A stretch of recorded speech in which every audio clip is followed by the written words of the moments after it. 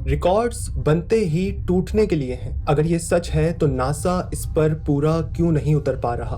तकरीबन 50 साल बाद नासा ने अपने 4 एस्ट्रोनॉट्स को चांद पर दोबारा भेज दिया है। इस मिशन को आर्टेमिस 2 का नाम दिया गया है। लेकिन ये एस्ट्रोनॉट्स चांद पर उतरेंगे नहीं, बल्कि उसके अराउंड चक्कर लगाकर वापस आ जाएंगे। एस्ट्रोनॉट्स की इस झिझक और डर ने नासा के 1969 में होने वाले अपोलो 11 प्रोग्राम पर भी सवाल उठा दिए हैं। जब नील आर्मस्ट्रॉन्ग आज से 57 ईयर्स पहले चंद्रमा पर पहला कदम रख चुके हैं, तो आज इतनी हिम्मत क्यों नहीं है? चांद पर हवा नहीं है तो उसकी जमीन पर गढ़ा अमेरिका का झंडा किस तरह लहरा रहा था? 1952 में एडमंड हिलैरी माउंट एवरेस्ट के टॉप पर पहला कदम रखने वाले इंसान बने थे। फिर उसके बाद लाइन लग गई। अब तक 6000 से भी ज्यादा लोग माउंट एवरेस्ट के टॉप पर पहुंच चुके हैं। कहा जाता है कि रिकॉर्ड्स बनते ही टूटने के लिए हैं, लेकिन अमेरिका का इंसानों को चांद की जमीन पर उतार देने वाला रिकॉर्ड अब तक क्यों नहीं टूटा? 1972 के बाद 54 ईयर्स तक खुद नासा ने ही दोबारा इंसानों को चांद पर भेजने की जुर्रत क्यों नहीं की? और अब जब 2026 में नासा ने मिशन को आर्टेमिस 2 का नाम देकर 4 एस्ट्रोनॉट्स को चांद की तरफ भेजा है, तो वो चांद पर लैंड क्यों नहीं करेंगे? 1960s और 70s में जिन अपोलो रॉकेट्स को इस्तेमाल करके नासा ने इंसानों को चांद पर भेजा था, वो रॉकेट्स बहुत पुराने डिजाइन के थे। उन रॉकेट्स को बनाते वक्त जो मटेरियल्स यूज किए थे, वो मटेरियल्स बहुत पुराने थे। हालांकि जिन कंप्यूटर्स की मदद से उन रॉकेट्स की चंद्रमा पर लैंडिंग करवाई थी, वो कंप्यूटर्स आज के एक सस्ते स्मार्टफोन से भी लेस पावरफुल थे। आज नासा के पास स्पेस लॉन्च सिस्टम है, ओरियन स्पेस क्राफ्ट है, पावरफुल कंप्यूटर्स, सॉफ्टवेयर्स और ग्रेट टेक्नोलॉजी है। मगर इन सब के बावजूद भी चंद्रमा पर कदम रखने की हिम्मत क्यों नहीं है? आखिर सच क्या है? देखती आंखों और सुनते हुए कानों को दिमागी फायर पर खुश आमदीद। 1960s और 70s के अपोलो मिशंस अमेरिका ने एज अ वेपन यूज किए थे यूएसएसआर के खिलाफ। दुनिया में कोल्ड वॉर चल रही थी। कंट्रीज एक दूसरे से डायरेक्टली नहीं लड़ रहे थे, बल्कि टेक्नोलॉजी में जीत कर एक दूसरे को दबाना चाहते थे, नीचा दिखाना चाहते थे। 1957 में यूएसएसआर स्पेस में पहली सैटेलाइट भेजने वाला कंट्री बन गया। 1961 में यूएसएसआर स्पेस में पहला इंसान भेजने वाला कंट्री बन गया। अमेरिका कैसे पीछे रह सकता था? उसने जवाब दिया अपने अपोलो 11 मिशन के जरिए। 1969 में अमेरिका ने इंसान को ही चंद्रमा पर उतार दिया और दुनिया को बता दिया कि हम सबसे पावरफुल हैं, सबसे स्मार्ट हैं और टेक्नोलॉजी में सबसे ऊपर हैं। लेकिन फिर इसके बाद अमेरिकन गवर्नमेंट का स्पेस मिशंस की तरफ से इंटरेस्ट हट गया। चांद पर हवा नहीं है, कोई एटमॉस्फेयर नहीं है, ग्रेविटी बहुत कम है।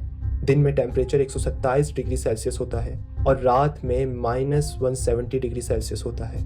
यानी इंसान दिन में तप जाएगा और रात में जम जाएगा।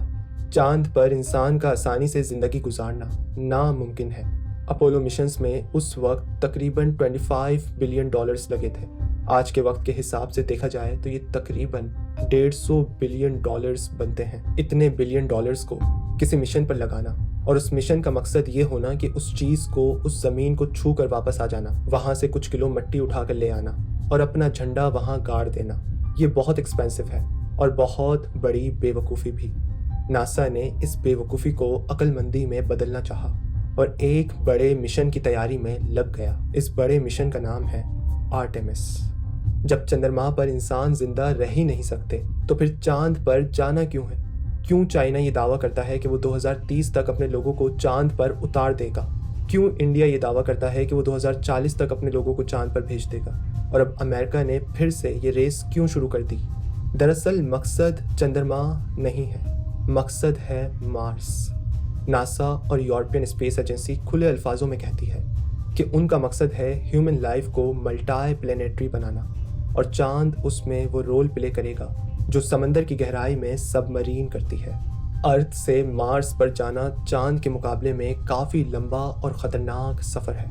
अर्थ की ग्रेविटी बहुत ज़्यादा है, रॉकेट्स को आसानी से स्पेस में नहीं जाने देती। रॉकेट्स ज़्यादा फ्यूल यूज़ करते हैं और मिशंस बहुत एक्सपेंसिव हो जाते हैं। चांद अर्थ के करीब है, उसकी ग्रेविटी बहुत कम है, वहाँ से मार्स पर जाना आसान होगा। नासा का चंद्रमा पर स्पेस स्टेशन बनाने का प्रोग्राम है। एक ऐसी जगह जहां पर ऑक्सीजन भी होगी, टेम्परेचर भी इंसानों के मुताबिक होगा और इंसान आसानी से एक नए प्लेनेट पर रहने के लिए एक्सपेरिमेंट्स कर पाएंगे। इंसान बहुत कुछ सीखेंगे, बहुत कुछ जानेंगे, बहुत कुछ खोजेंगे, जिसकी वजह से उन्हें मार्स को ह्यूमन लाइफ के लिए सूटेबल बनाने में आसानी होगी। चांद के नॉर्थ और साउथ पोल पर आइस पाई गई है। इस आइस को मेल्ट किया जाएगा तो वाटर मिल सकता है, जिसको एस्ट्रोनॉट्स पी सकते हैं। ऑक्सीजन मिल सकती है, जिसमें एस्ट्रोनॉट्स सांस ले सकते हैं। हाइड्रोजन और ऑक्सीजन को यूज करके रॉकेट फ्यूल बना सकते हैं और चांद पर से ही मार्स के लिए रॉकेट्स को लॉन्च किया जा सकता है। चंद्रमा बिल्कुल वैसे ही काम करेगा जिस तरह पानी में सबमरीन करती है। मार्स पर वॉल्केनोज, रिवर्स और वेदर मौजूद है। मार्स का एक दिन तकरीबन 24 घंटे का ही होता है। मार्स की ग्रेविटी भी मून से डबल है और अर्थ के करीब है। टेराफॉर्मिंग प्रोसेस के जरिए मार्स को अर्थ के जैसा बनाया जा सकता है, लेकिन इसमें कई सदियां लगने वाली हैं। शुरुआत अमेरिका ने कर दी है आर्टेमिस प्रोग्राम को लॉन्च करके। आर्टेमिस मिशन 1 का मकसद था रॉकेट को चांद तक पहुंचाना। आर्टेमिस मिशन 2 का मकसद है एस्ट्रोनॉट्स को चांद के गिर्द चक्कर लगवाना ताकि वो उसको जांच सके और अपने आप को तैयार कर सकें चंद्रमा पर लैंड करने के लिए। इस मिशन को कंप्लीट होने में टोटल 10 दिन लगेंगे। इसके बाद 2028 में आएगा मिशन आर्टेमिस 3, जिसमें एस्ट्रोनॉट्स को चांद पर उतारा जाएगा। वो चांद पर एक्सपेरिमेंट्स करेंगे, रिसर्च करेंगे, स्पेस स्टेशन बिल्ड करेंगे और मार्स तक पहुंचने की कोशिश करेंगे।